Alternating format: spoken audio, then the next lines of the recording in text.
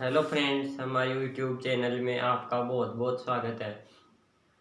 तो आज हम इस वीडियो में मिक्सर व ग्राइंडर के कनेक्शन तथा वाइंडिंग के बारे में चर्चा करेंगे। हमारा वीडियो अच्छा लगे तो लाइक और शेयर ज़रूर करना, और आप इस चैनल पर नए हैं तो चैनल को सब्सक्राइब करना ना भूलें। तो इस वीडियो में हम जो मिक्सर ग्राइंडर होता है उससे कनेक्शन व वाइंडिंग डेटा के बारे में जानकारी प्राप्त करेंगे। तो जो हमारा मिक्सर ग्राइंडर होता है उसमें एक आर्मेचर तथा दो पोल होते हैं और एक रोटरी स्विच होता है, एक ओवरलोड स्विच होता है। तो सबसे पहले जो मिक्सर होता है उसमें यूनिवर्सल मोटर प्रयोग की जाती है।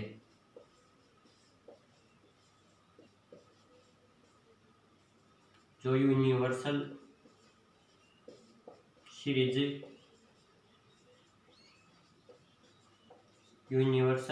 मोटर प्रयोग की जाती है। जो मिक्सर होता है उसमें यूनिवर्सल सीरीज मोटर प्रयोग की जाती है।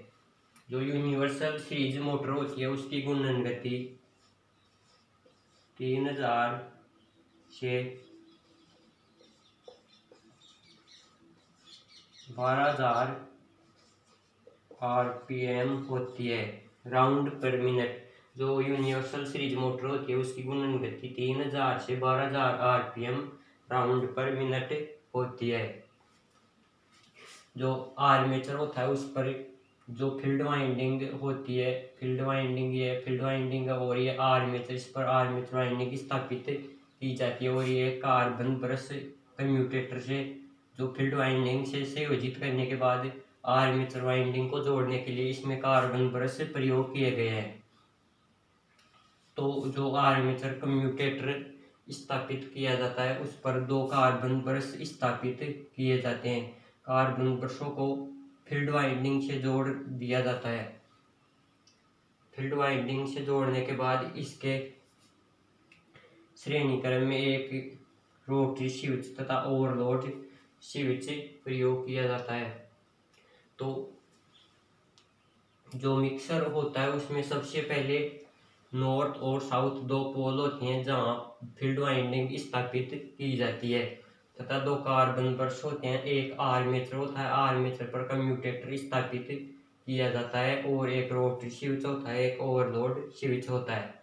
तो सबसे पहले हमारे दो पोल होते हैं नॉर्थ और साउथ, इन पर फील्ड वाइंडिंग स्थापित की जाती है। एन पोल पर फील्ड वाइंडिंग स्थापित करने के बाद उसे एक कार्बन ब्रश से जोड़ दिया जाता है, तथा जो आर्मेचर होता है, आर्मेचर में कम्यूटेटर से यह संपर्क बनाए रखते हैं कार्बन ब्रश, तथा दूसरा कार्बन फील्ड वाइंडिंग होती है उसको दूसरे कार्बन ब्रश से संयोजित कर दिया जाता है। अब जो फील्ड वाइंडिंग है साउथ पोल की, उससे फेज से संयोजित किया जाता है। तो इसमें एक ओवरलोड स्विच प्रयोग किया जाता है, ओवरलोड स्विच प्रयोग किया जाता है। इसमें इस स्विच होता है उसमें द्विधात्विक पत्ती प्रयोग की जाती है, जिसे हम बाईमेटेलिक डिवाइस कहते हैं। जब इसमें धारा का मान निश्चित धारा से मान अधिक हो जाता है तो यह अपने आप ऑफ हो जाता है। तो इसमें जो द्विधात्विक पत्ती है वो अधिक धारा प्रवाहित होने के कारण मुड़ जाती है, तथा ये जो मिक्सर होता है ऑटोमेटिक बंद हो जाता है। तो जब वो द्विधात्विक पत्ती धीरे धीरे ठंडी होती है तो ये कॉन्टैक्टर के संपर्क में आ जाती है और ये फिर से ऑन हो जाती है। इसके बाद इसमें एक ऑफ तथा रोटरी स्विच होता है, जिसमें अलग अलग घूर्णन गति प्राप्त करने के लिए रोटरी स्विच प्रयोग किया जाता है। अलग अलग घूर्णन गति प्राप्त करने के लिए जो हमारी फील्ड वाइंडिंग होती है उसमें से जो टेपिंग निकाल ली जाती है, अलग अलग घूर्णन गति की टेपिंग निकाल ली जाती है, बाद में उसे रोटरी स्विच से संयोजित कर दिया जाता है, जिसे हम अलग अलग घूर्णन गति प्राप्त कर सकते हैं। तो यह हमारी फील्ड वाइंडिंग या आर्मेचर के कम्यूटेटर पर दो कार्बन ब्रश संयोजित किए गए हैं, और यह फील्ड वाइंडिंग के श्रेणी क्रम में रोटरी स्विच में घूर्णन गति प्राप्त करने के लिए फील्ड वाइंडिंग में से अलग अलग टेपिंग निकाल ली गई है, और इसके श्रेणीकर में एक ओवरलोड स्विच लगा हुआ होता है जिसमें द्विधातु कत्ती बाईमेटेलिक डिवाइस प्रयोग किया जाता है। तो ये हमारी मोटर की वाइंडिंग व कनेक्शन हो गए। जो मिक्सर ग्राइंड में यूनिवर्सल मोटर प्रयोग की जाती है, इसकी गुणन गति 3000 से 12000 आरपीएम होने के कारण इसे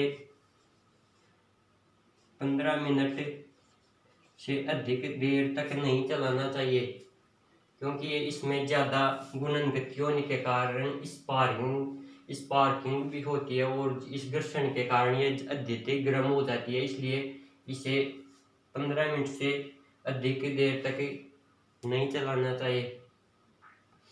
और जब ये कार्बन ब्रश यूनिवर्सल मोटर के कार्बन ब्रश घिस जाते हैं तो यह अधिक स्पार्किंग पैदा होने लगती है। इसलिए इस पर एक स्प्रिंग के द्वारा तनाव बनाए रखा जाता है, जिसे हम कम या ज़्यादा भी कर सकते हैं। तो ये हमारे मिक्सर तथा ग्राइंडर के कनेक्शन हो गए। तो आज इस वीडियो में इतना ही। धन्यवाद।